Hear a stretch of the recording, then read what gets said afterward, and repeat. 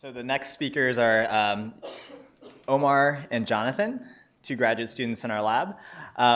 So you guys will do a tag team presentation, is that right? Fantastic. All right, please welcome Omar and Jonathan to tell you about RNA targeting systems. Thanks for that great introduction, Winston. Yeah, so today Omar and I will be talking about systems beyond Cas9, especially those targeting RNA.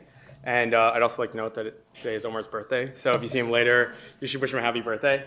But again, some less important things. Today we'll be talking kind of about an introduction to CRISPR biology and how that can actually inform finding new CRISPR proteins. And then our functional characterization of C2C2/Cas13a. And then a biochemical characterization of Cas13a in vitro. And then lastly, what we can do with Cas13a as a tool. So you've seen this slide a couple times today, but this is kind of the CRISPR system universe, and the class 1 enzymes and class 2 enzymes are here, with the class 2 enzymes being those that we like to actually use for genome editing because they're compact. But one thing to think about when we say, could there be other types of systems, is what is the signature of a CRISPR system? And you can see that every CRISPR system needs to adapt. And now there's kind of updates to this, but when this was at least published, all CRISPR systems essentially had a known Cas1 or Cas2 adaptation machinery. So we were inspired to actually use these signatures of what a CRISPR system is to find newer CRISPR systems. So we underwent a bioinformatics search in collaboration with Eugene Koonin and Kira Makarova at NCBI. And we started out with Cas1, and we said, if we search the available bacterial genomes, there's about 25,000 at that time, can we blast for Cas1 and find where it is in those genomes, and then find areas around the Cas1 that have possible genes? Now this is a ton of different ORFs, open reading frames, which are essentially genes, so we can start to filter these out by eliminating the things that we know what they are. So there may be metabolic genes or other genes that we don't really think we could use for genome editing. And once we filter those out, we'll start to get these unknown genes. And once we kind of search for them at other blast hits and see how they compare, we can start to see the genes that keep showing up over and over again. And it's also important to check that these actually have CRISPR systems. So once we reach these criteria, we can actually cycle back and do this over again. And you can see that we can find things that are good. So we find Cas9, which is great. We can also find CPF1, which at this time was essentially it was characterized biochemically in mammalian cells, essentially in concert. But it's nice that we can find these kind of positive checks. But then we also found many other class 2 systems. And these are the class 2 candidates 1, 2, and 3, or C2C1, C2C2, and C2C3. So I like to focus on 1 and 3 for a tiny bit. And you can see that if we actually look at the domains of C2C1 and C2C3, they actually have RUV-C domains, which by now you know are DNA endonuclease domains that show up also in Cas9. So these are interesting from an evolutionary perspective, and in the paper we also characterized C2C1 and showed that it did cut DNA. But it's also nice to focus back onto C2C2 because it didn't have these RUV-C domains. In fact, it had these purple domains, which are actually HEPN domains. So what is a HEPN domain? Well, here you can see it's ERXXXH, and it's conserved. So you have a glutamate, an arginine, and a histidine. And it's conserved drastically throughout all of the C2C2s that we found. And these HEPN domains are actually associated with RNA endonuclease activity.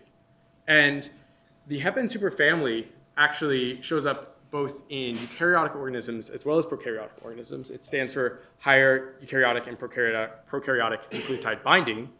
But one interesting thing is that it actually shows up in other CRISPR systems. So the type 3 systems are a class 1 system that is known to target both DNA and RNA. So with all of this information, we actually got quite confident that this C2C2 could actually be potentially an RNA targeting enzyme. So how do you characterize a CRISPR system? Well, here is the locus from Leptotricha shahi, and you can see that the C2C2 is present with its Cas1 and Cas2 and its CRISPR array. So the first thing we wanted to do is see that, the CRISPR array is expressed and also processed. So this is small RNA-seq that we did on the Leptotrichus shahi bug. And you can see that it actually is representative of these CRRNAs that are actually being expressed and showing that it is potentially a functional CRISPR system. So we wanted to take the next step and characterize it inside of a system. So we actually wanted to target a virus. So the MS2 phage, which is actually where the MS2 protein in the SAM system comes from, is an RNA phage that infects E. coli, which makes it an amazing way that we can put C2C2 into E. coli and then put RNA phage onto it. So the MS2 phage has a single-stranded genome, which is about 3.7 kilobases. And we wanted to see if we could target anywhere in it. So we actually tiled the genome completely. So we designed about 3,700 different guides across it. So here you can see we generated spacers computationally that targeted the entire positive sense ssRNA genome. We can actually then, just like with a Cas9 screen, synthesize these oligos using a oligosynthesis provider and clone them in batch into these plasmids. And these plasmids are actually the entire C2C2 locus. So at this point, we didn't know C2C2 functioned alone or in concert with other proteins. So we actually have C2C2 along with Cas1 and Cas2 and a kind of mini spacer array, CRISPR array where we can clone this spacer into it. Lastly, we can take this library of C2C2 loci and actually put them into E. coli and then add phage and see if anything at all survives, and if so, what. So we actually could sequence them afterwards, just like a CRISPR screen. And you can see in the no phage condition, we have a distribution that is fairly tight. But as we add more and more phage, there's a dispersion, a widening of the distribution, which is indicative of certain spacers or guides being less active and certain ones being more active. So this was a good first hint that we actually might have activity with these C2C2 proteins defending against MS2 phage infection and destruction. So we actually wanted to see if our best performing guides could actually defend against the MS2 phage. So we turned to a little bit of a low-tech assay, which is phage spotting. And the way this works is that here, this kind of dark background, that is actually a lawn of E. coli that we've grown in a top auger. And then we can, using a multi-channel pipette, spot on a dilution of phage onto these E. coli, and they will die and become transparent. So you can see that when we don't have a targeting spacer, these spots show up, this is a dilution down, to very low amounts of phage. You can actually see here there's single phages coming up in the dilution and creating plaques.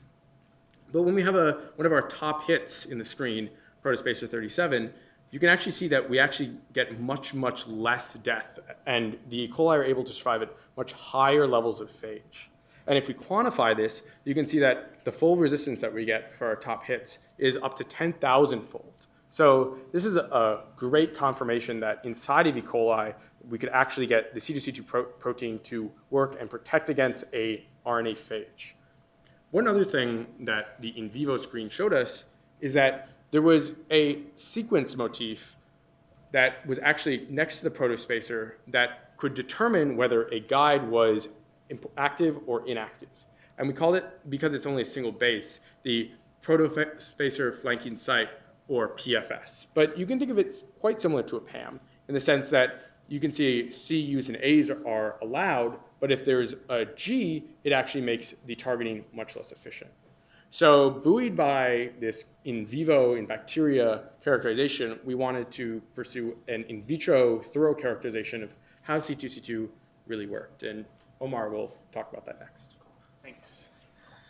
Okay, so I'm gonna give a little overview of our biochemistry work to characterize how this enzyme functions, and then I'll go into probably what is more interesting, which is how do we turn this into a tool for many different RNA targeting applications. So the first thing we did is we purified the protein and tested its ability to complex with a CRISPR RNA and its ability to cleave a fluorescently labeled target. And so on the gel, the top band is the target, and cleavage shows up as cleavage products below. And you can see that it was very specific to needing a CRISPR RNA and having a CRISPR RNA that's complementary to its target. And so this is our kind of our first demonstration that it is indeed a RNA cleaving system that can be programmed by CRISPR RNA. We did RNA sequencing on these cleavage products to then understand where it's cleaving and kind of what choice it makes in choosing cleavage sites, because you saw a very defined cleavage pattern on the previous slide on the gel. So when we do the RNA-seq, the red sites indicate where we see fragments, fragment ends, and you see it happening really in sort of single-stranded, double-stranded junctions, which kind of indicate to us that it's a single-stranded RNase, and it tended to happen closer to uridines.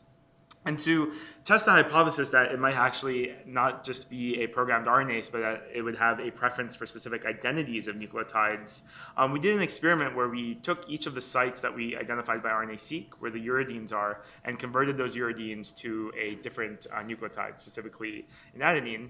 And when we did that, you see on the gel that each mutation, so if we change each of those bases to a different mutation, you eliminate a single cleavage fragment. And so this was also a very good demonstration that it's cleaving in specific sites and that it has a uracil preference. We did one last experiment to compare that preference by taking a different target and then putting a string, basically a small homopolymer in the loop, and you only really get cleavage of the uracil homopolymer. This might be a little hard to see, but there's a cleavage fragment there. So that really showed to us that CGC2 was a single-stranded RNase with uracil preference for cleavage. We also then wanted to show that the HEPN domains were the catalytic sites. So we mutated each of the sites, the amino acids that are in HEPNs, and what we see is lack of cleavage for those mutants, which shows us that it is indeed a HEPN-based RNase.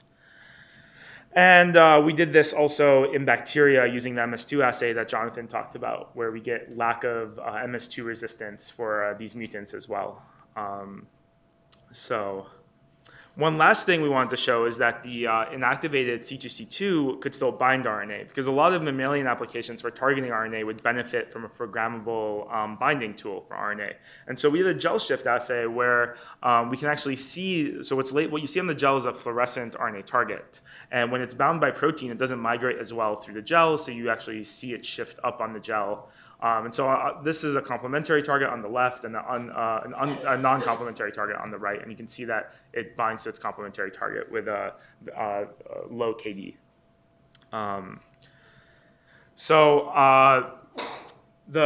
Another interesting thing to look at is kind of the specificity of cleavage. So we introduced mismatches that are shown in red in the spacer, which basically makes a mismatch between the spacer and its target.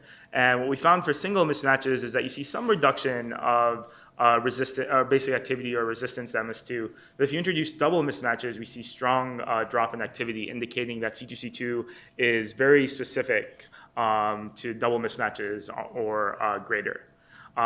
This is actually an interesting finding that becomes very relevant for one of our applications, which is detection of nucleic acids, because being able to detect SNPs or other mismatches is kind of informed by how specific the enzyme already is inherently. So, and then one last cool sort of aspect of the enzyme is this thing called collateral activity, which is something that very much differentiates it from Cas9. So when Cas9 cuts, it makes a very defined cut, and that's all you get. But for C2C2, you notice that it was generating many cuts. So it doesn't just create a defined cut in the spacer or target duplex. It's actually activating and cleaving all over the target. And one thing that we noticed early on is that not only does it cleave all over its target that's bound, but if you incubate another target that is not complementary at all, which is the collateral RNA, that also gets degraded. And so on these gels, the complementary target that it's binding, shown in blue, is not labeled. Only the collateral RNA with no sequence complementary is labeled. And what you see is when you incubate it with a targeted RNA, you see degradation of 4 different collateral RNAs, which are shown in these lanes. But if you don't include the target RNA, you see no degradation of the collateral RNA. So basically, once C2C2 becomes active, it becomes constitutively active and will cleave anything else that's in the tube. And this is another interesting sort of characteristic of the system that becomes very useful for creating a detection technology based on this enzyme. Because if you think of this fluorescent probe as a detector, you're seeing fluorescent degradation only when your target is present. So this becomes a way to fluorescently detect the presence of a nucleic acid. And so you can keep that in mind later when I talk about applications. So just to summarize the biology of the system, you have a C2C2 locus, which is a single enzyme with adaptation machinery nearby and a CRISPR array. And for targeting, for RNA cleavage or protection against phage, you get expression of the protein and expression of the CRISPR RNA, which we now know is mediated by C2C2 itself, so it'll recognize the direct repeats and cleave and generate mature CRISPR RNAs. The mature CRISPR RNA will complex with the protein, and this will be primed for an infection against an RNA phage, which then can enter the cell. You'll get sequence complementarity through the CRISPR RNA to regions in the phage genome, and the complex will then cleave in single-stranded regions nearby. And you get defense. So to kind of just summarize and close, there's a lot of applications that a programmable RNA targeting system could be useful for. So to give a little preview of what those might be, you can imagine tethering different enzymes to C2C2 to, for example, upregulate translation. So if you put an initiation factor for translation, you can then recruit ribosomes to transcripts and boost translation. You can just bind and block ribosomes to repress translation. You can recruit splicing factors to change splicing and change isoform abundances in the cell. You can attach fluorophores just to track RNAs in the cell. So you can track RNA levels visually and spatially over time. You can alter localization by putting localization sequences and dragging RNAs to different parts of the cell. And you can also just degrade RNAs for general knockdown. Two applications we've been mostly focusing on are single molecule DNA and RNA detection with the C2C2 system, which leverages the unique collateral activity of the system, and in vivo RNA targeting. And Jonathan will actually talk about these applications more in detail regarding features of the technology, clinical applications for detection, as well as how specific our in vivo RNA targeting is, and different binding applications we've been working on. So stay tuned for tomorrow morning's talk. And now I guess I'll say thank you. We have many collaborators, and especially Fung for running such a great group. So thank you.